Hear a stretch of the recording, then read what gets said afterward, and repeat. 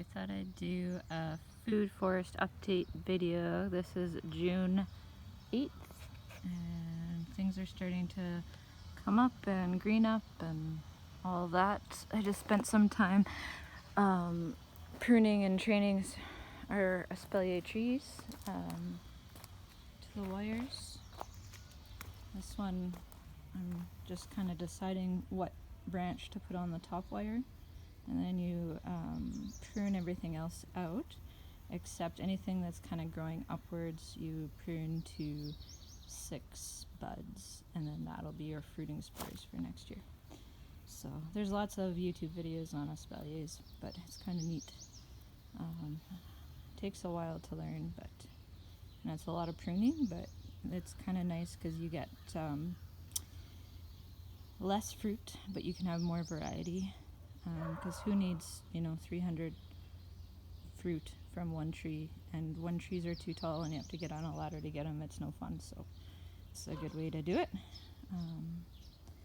So our strawberries are doing well, they're starting to flower. This bed has a little bit too much nitrogen because the plants are quite big, but that's because I had cabbage here last year, so it's a high nitrogen feeder, so the lettuce is liking it a lot, but unfortunately we probably won't get as many strawberries this year because it's working on leaf production more. But there are some fruit coming. There's lettuce. The birds like to eat it. There's a lot of self-seeded calendula in here and a lot of sunflowers. I planted bachelor buttons all along the outside area there. Some radicchio? I don't know how to say it. And there's supposed to be some beans coming up in here as well, which there will be. On this side, we have some baby corn coming up. I don't know if I'll ever get anything from this, but I just thought it would be a fun experiment since this is kind of the sunniest spot. And lots of flowering strawberries on this side. We have 4 different varieties of strawberries. I can't remember what I planted where, unfortunately, but these ones along here are really, really tasty. I think they're the Lamerie, maybe? It's a ground, this is a gooseberry, sorry. It's doing well this year. And I have random bunches of carrots because last year a seed pack got wet, so I just threw kind of seeds everywhere, and so they just pop up. I'm not sure if these are first year carrots or second year carrots. We'll see if they start to flower, then I know they're second year carrots. These tomatoes, they went through that frost under some plastic and a blanket. They're slowly coming back. None of them look too bad. I planted beans all the way along here. I plant lots of bush beans because they're nitrogen fixers, and if I remember to harvest them, then hey, bonus, and if I don't, I can dry out the seeds and have some for next year. So I pretty much put bush beans everywhere. There's a space. I have some pumpkins and squashes planted around here too with the corn. I can't remember which ones, which varieties, but there's some basil in here, but I didn't really harden it off well, so it's pretty sunburnt. Hopefully it'll kind of perk up. It probably will. On this side, I did replant some cabbages after I noticed that there was less flea beetles, and they seem to be doing better this time. There's marigolds planted in here as well. Apparently the smell helps keep them away. I don't know if that actually works. And then I planted a row of lettuce in here for later when the stuff, I basically succession plant it, so when the stuff in the back is done, there'll be some more. Mainly to share with neighbors out front here. And there's some tarragon that comes back every year. More strawberries. This is a plum tree here. This one is a Canadian plum. You need 2 plums, one to pollinate, usually a Canadian or American plum. This is a Canadian plum, and we might get a couple plums off there this year. This is the Volton plum, which is a lot smaller. but it's coming along.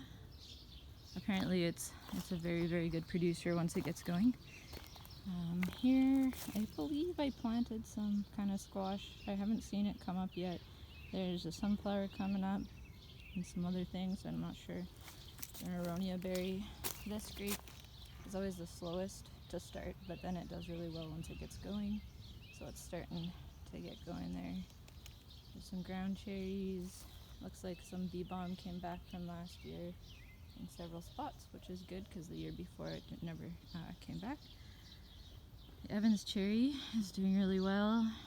We might get a couple cherries off of it this year. I saw some flowers.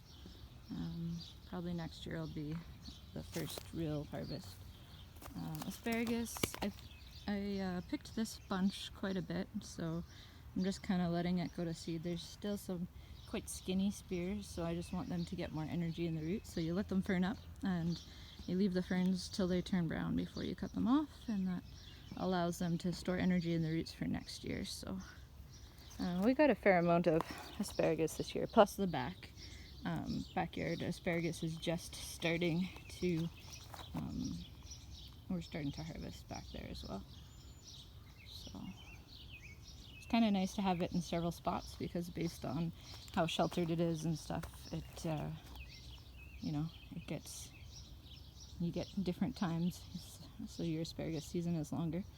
I planted another 10 in the backyard this year. This is elderberry, black elderberry, which you can eat. You have to cook it first. So there's some flowers on there this year for berry production. And sorrel, we like to pick that once in a while. Egyptian walking onions are getting their heads on them. And we've got lettuce and beans. I kind of, as I said, planted throughout. Have some pole beans to climb this sign here.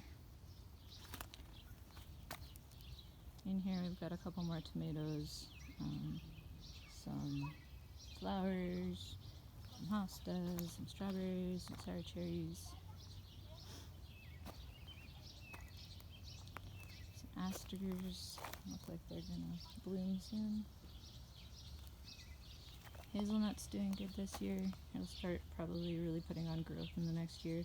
I added a second one beside it because they're wind pollinated, and it does better with two, so I heard you can grow two in the same hole because they've become quite big, so you grow it like one tree, so hopefully I can get that to work.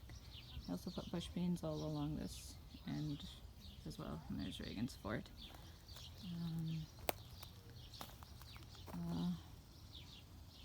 Black cap raspberries are coming along. You can see there's some stuff there, flowers starting. Garlic is all along here. It's doing well. Soon we'll be able to get scapes off of those. We're starting to pick some haskaps and strawberries. This is haskaps, and as you can see, this is a smaller bush. We've got some bigger ones in the backyard, but there's quite a few. Sorry, it's hard to get the view of this. Quite a few berries on them there. So the thing about haskap berries is a lot of people try them and they think they're super sour, but usually they're not ripe at that point. After they turn purple, they're still not ripe until the inside turns purple. So if the inside's green, it's not fully ripe. You should be able to just tickle them and the berries should come off. And if they come off that way, or if you shake the bush, the ripe ones will fall to the ground. The only problem is that the birds really like them, and if they know that they are there, they will harvest them before they're fully ripe and you won't get any. So they haven't found these ones yet, but we will net them if we have to. And there's another one. That one's not quite ripe yet. And then that's a sour cherry there. So yeah, that's kind of where we're at with the food forest this year. There's carrots and things planted throughout. There's some more carrots there. This is really clay soil, so we just, the roots can help, even if I don't harvest them all, break up the clay soil a little bit. So yeah, more gooseberries. Should be a good harvest year this year. Asters. My daylilies that I transplanted last year all came up, and crow foresters. Various flowers. See, my poppies are flowering, and so are the daisies. And spiderwort's starting to flower as well. So, alright, that's about it.